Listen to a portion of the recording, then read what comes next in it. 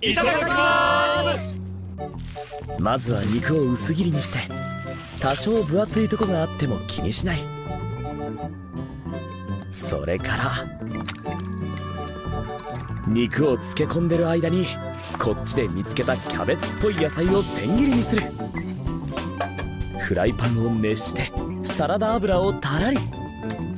それからタレに漬け込んだ肉を